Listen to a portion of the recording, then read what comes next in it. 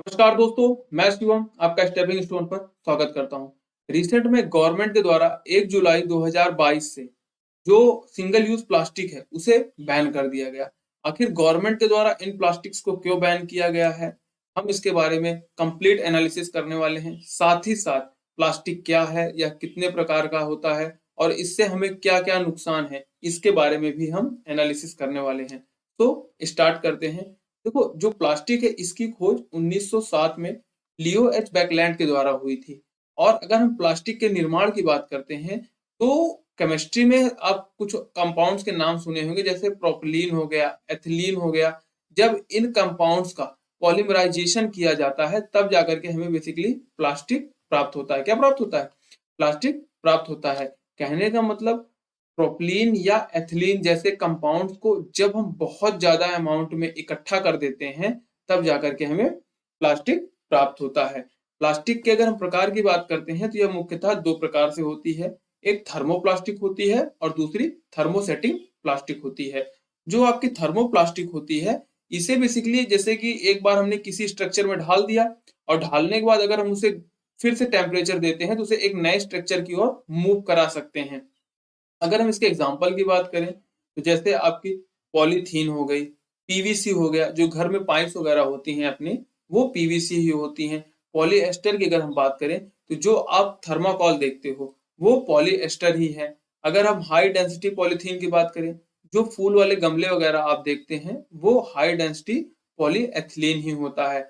और अगर हम थर्मोसेटिंग प्लास्टिक की अगर बात करते हैं तो बेसिकली वे प्लास्टिक जिसे एक बार अगर आपने किसी स्ट्रक्चर में ढाल दिया तो आप फिर से इसे न्यू स्ट्रक्चर में नहीं ढाल सकते। कहने का मतलब ये सिर्फ एक ही बार यूज में आता है। अगर हम इसके एग्जांपल की बात करें तो जैसे बैकलाइट हो गया। देखो, आप इसका यूज अपने घर में बहुत जगह पे देखते होंगे। जितने भी आपके इलेक्ट्रिक अप्लायंसेस हैं वहां पर आप बैकलाइट का यूज देखेंगे, क्योंकि ये जो होता है विद्युत का कुचालक होता है। पॉलिएस्टर हो गया, यूरिया हो गया, फॉर्मेल्डिहाइड हो गया, ये सब किसके हैं? थर्मोसेटिंग प्लास्टिक के एग्जाम्पल हैं। अब हम बात करते हैं सिंगल यूज प्लास्टिक की। देखो, सिंगल यूज प्लास्टिक का नाम से ही कंफर्म है कि जो सिंगल यूज प्लास्टिक होती है उसे सिर्फ हम एक बार यूज करेंगे और यूज करने के बाद उसे फेंक देंगे। जैसे कि एग्जांपल के तौर पे आप कॉफी कप देख लीजिए, फूड पैकेजिंग वाले सामान देख लीजिए, बॉटल्स देख लीजिए। जितनी भी बॉटल्स होती हैं उन्हें हम बेसिकली, बॉटल में तो यही लिखा है कि आप इसे सिंगल बार यूज करिए और फिर यूज करने के बाद क्रश करके फेंक दीजिए। लेकिन इसे कई बार यूज करता रहता है व्यक्ति अपनी सुविधा के अनुसार पे, लेकिन हमें यूज नहीं करना चाहिए। और इस तरीके से एक बार यूज करके फेंके जाने से जो इनका वेस्ट है वो बहुत ज्यादा इकट्ठा होता जा रहा है, जिसको देखते हुए गवर्नमेंट ने बेसिकली इसे बैन करने का आदेश जारी किया है। क्योंकि देखो, जो हमारे केंद्र में सेंट्रल पोल्यूशन कंट्रोल बोर्ड है उसके द्वारा 2021 में, कब, 2021 में एक रिपोर्ट जारी की गई थी जिसमें ये बताया गया कि 19 से और 20 के बीच में जो प्लास्टिक कचरा था वो लगभग 34 लाख टन प्रोड्यूस हुआ था। वहीं 18 से 19 वाला जो सत्र था उसमें 30.59 लाख टन कचरा प्रोड्यूस हुआ। अगर हम एक साल की बात करते हैं तो एक साल में लगभग 3.41 लाख टन कचरे की क्या हुई है? वृद्धि हुई है। इस स्पीड से कचरे की अगर वृद्धि होती रही तो ये ग्लोबल वार्मिंग का और साथ ही साथ क्लाइमेट चेंज का, इन्वायरमेंट के लिए काफी ज्यादा नुकसान का कारण बनता जाएगा। ऐसा नहीं है कि इंडिया में ही बैन लगाने की प्रक्रिया स्टार्ट की गई है। इसके साथ साथ बहुत सारे देशों में बैन लगाया गया है। जैसे बांग्लादेश ने 2002 में ही, कब, 2002 में ही अपने यहाँ सिंगल यूज प्लास्टिक पर बैन लगा दिया था।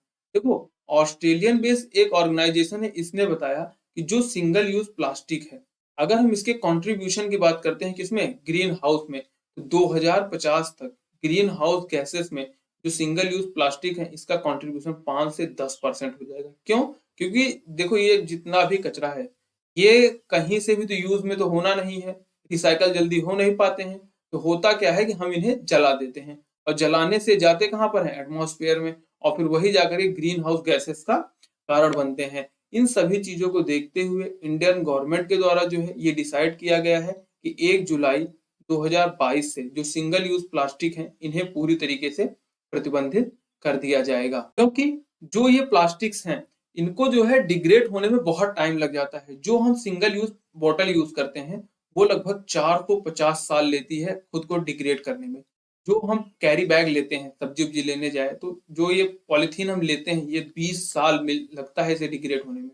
कॉफी कप की बात कर लेते हैं तो लगभग 30 साल तक का टाइम लेता है खुद को डिग्रेड होने में।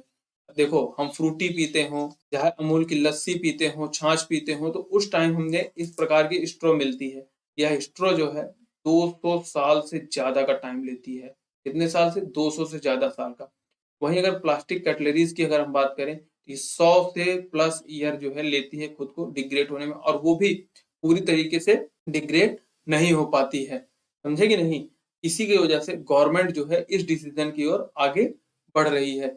क्योंकि हो क्या रहा है कि जो ये सिंगल यूज वाले प्रोडक्ट्स हैं ये बेसिकली बने किससे हैं? फॉसिल फ्यूल से। और फॉसिल फ्यूल आ कहां से रहा है? अर्थ के नीचे से। तो जो अर्थ के नीचे फॉसिल फ्यूल है इसके अंदर क्या है? कंटेंट कार्बन है।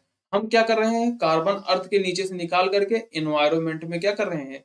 उसे घोल रहे हैं। और उससे हो क्या रहा है? आपका ग्लोबल वार्मिंग बढ़ता जा रहा है, क्लाइमेट चेंज की समस्याएं बढ़ती जा रही हैं, लगातार अर्थ का टेम्परेचर बढ़ता जा रहा है, बहुत सारी समस्याएं सामने आती जा रही हैं। वहीं जो ये प्रोडक्ट्स हैं अगर इन फ्यूचर डिग्रेड भी हो रहे हैं तो वो डिग्रेड होते होते चाहे वाटर के संपर्क में जाएं या आपके लैंड के संपर्क में जाएं, इन दोनों के माध्यम से क्या करते हैं? वो ह्यूमन बॉडी के अंदर आ जाते हैं, ह्यूमन के टच में आ जाते हैं। तो उससे होता क्या है? बहुत सारे हार्मोनल प्रॉब्लम्स आ जाती हैं, बहुत सारी बीमारियां लोगों में होने लगती हैं, साथ ही साथ कैंसर जैसी समस्याएं भी आने लगती हैं। अगर हम समुद्र की बात करते हैं तो उसमें भी जो नदियां हैं, नदियां बेसिकली इन प्लास्टिक्स को या फिर इन कचरों को लेकर कहाँ लेके चली जाती हैं? समुद्र में। और वहां पर जो समुद्र के अंदर जीव हैं वह भी इन प्रकार के प्रदूषण से काफी ज्यादा प्रभावित हैं। आपने बहुत सारी रिपोर्ट्स देखी होंगी जिसमें जो मरीन एनिमल्स हैं वह इन प्लास्टिक से या प्लास्टिक के कचरों के कारण ही अपने जीवन को खोते चले जा रहे हैं। इन सभी चीजों को देखते हुए गवर्नमेंट के द्वारा जो है 1 जुलाई से बहुत सारे प्रोडक्ट्स को बैन कर दिया गया है जो कि सिंगल यूज प्लास्टिक के अंतर्गत आते हैं। फिर चाहे वो आपके बलून स्टिक्स हो, फिर चाहे आपके सिगरेट की जो कवरिंग होती है उसे बैन कर दिया गया है।